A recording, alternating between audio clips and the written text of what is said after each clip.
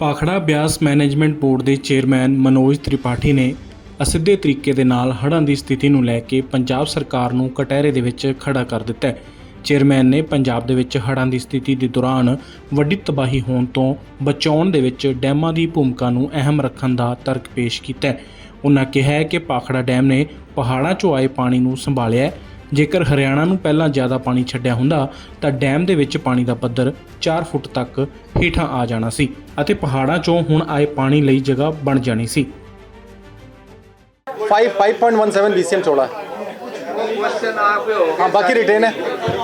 चलिए, इसमें मैं कंक्लूड ही कर देता हूँ जो भी चीज़ें हैं ना, जो भी अभी बात हुई है। पहला तो ये है कि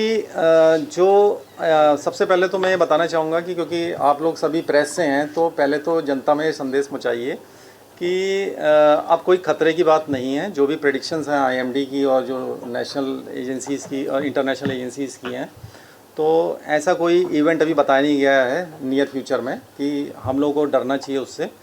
दूसरा क्या है कि जो रिलीजेस होते हैं डैम से, क्योंकि ये स्टोरेज डैम से हैं, अगर हमारे जो लिमिट है बेसिकली जितना हम रिटेन कर सकते हैं, तो उससे अगर हम रिटेन कर नहीं पाएंगे तो वो छोड़ना ही पड़ता है। और वो कंट्रोल रिलीजेस हम लोग कर रहे हैं, BBMB कंट्रोल रिलीज कर रहा है, क्योंकि हमारा रिजर्वायर रूल कर बना हुआ है। दोनों डैम्स के लिए हमारा रिजर्वायर रूल कर बना हुआ है और हम लोग सभी साझेदारी से कर रहे हैं, चाहे BBMB के अपने ऑफिसर्स हों, स्टेट्स के हों, तो और चाहे सेंट्रल गवर्नमेंट के हो, सेंट्रल वाटर कमीशन IMD, सभी मिलके करते हैं, ये काम करते हैं।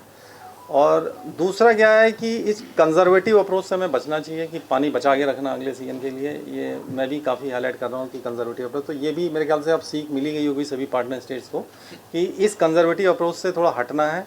अगर हमारे पास 15 अप्रैल को आ जाता है IMD का प्रेडिक्शन, क्योंकि 15 अप्रैल को आ गया था IMD का प्रेडिक्शन कि रेनफॉल अच्छी होने वाली है, तो फिर उसके बाद तो कम से कम हमें कुछ प्रेडिक्शन से चलना चाहिए। तो वो दूसरी चीज़ है।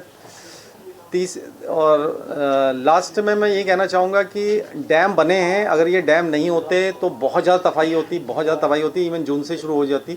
जून में ही हमारे जो इन्फ्लोज आए हैं वो 1-1 लाख 2-2 लाख के बीच भी आए हैं पोंग में। तो ये जो डैम्स हैं ये बेसिकली एक प्रकार से फ्लड को रोक रहे हैं, कंट्रोल कर रहे हैं, बट ये नहीं कह सकते कि हम 100% पानी रोक सकते हैं।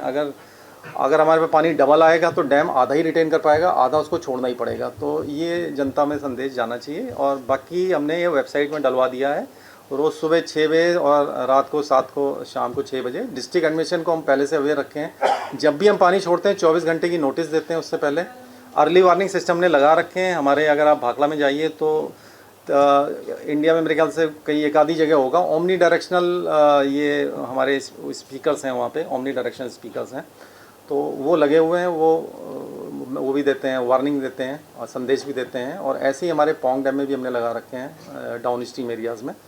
और इनफ्लो फोरकास्टिंग के लिए हमारे सारी नदियों में ऊपर लगे हुए हैं इंस्ट्रूमेंट्स लगे हुए हैं, चाहे ब्यास हो चाहे सतलज हो।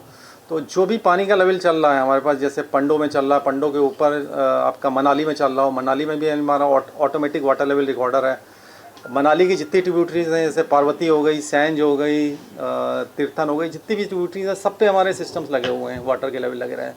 तो इनफ्लो का हमें डाटा वहाँ से भी आता रहता है। अगर मान लिया मनाली में कोई क्लाउड बर्स्ट हुआ तो मनाली का मेन ब्रिज के पास ही है, जो मनाली सिटी में एक ब्रिज लगा, उसी में हमारा ऑटोमेटिक वाटर लेवल रिकॉर्डर है। तो हमारे पास सारे साइंटिफिक चीज़ें अर्ली वार्निंग सिस्टम से रिलेटेड हैं।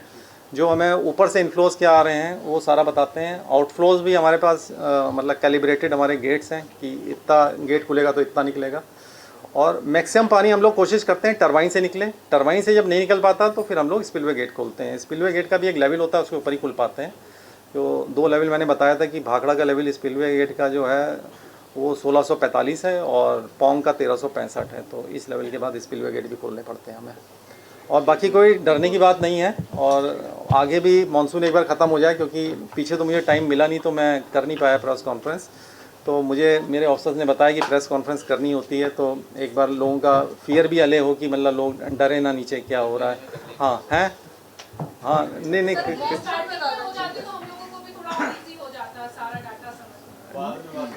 इस कब क्योंकि हम लोगों ने आपको चेक करने की बहुत कोशिश की थी, पर यहाँ से किसी की तरफ से पॉजिटिव रिस्पांस नहीं आया। जाता ही नहीं है सर। नहीं, लेकिन और अंत में एक चीज़ और कहना चाहूँगा कि जो BBMB है ये इंटर स्टेट ऑर्गेनाइजेशन है। तो मैं कोशिश हम लोग यही करते हैं कि सारे जो भी हमारे निर्णय हों वो चारों स्टेट्स मिलके ही लें और क्लोज कोऑर्डिनेशन में लें।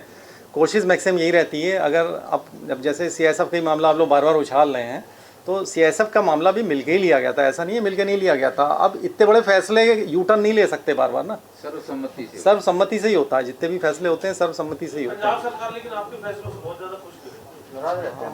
बताइए क्या हुआ आप लोग? मैं तो जब गया था ना भाखड़ा में, जो आप कह रहे हो बंद कर दिया, मैं तो मान साहब का ही वेट कर रहा था वहाँ पे। उस टाइम वो हाईकोर्ट में उन्होंने ये भी कहा था एक बार कि कुछ मिनट्स जो दिल्ली में मीटिंग हुई थी उसके मिनट्स प्रोवाइड किए। चलो वो छोड़ो, अब आज का भी चलिए वो तो निकल गया मामला। All three dams, water is below danger level and nothing to worry about. हाँ, नथिंग टू वरी अबाउट। सारा बहुत बहुत शुक्रिया।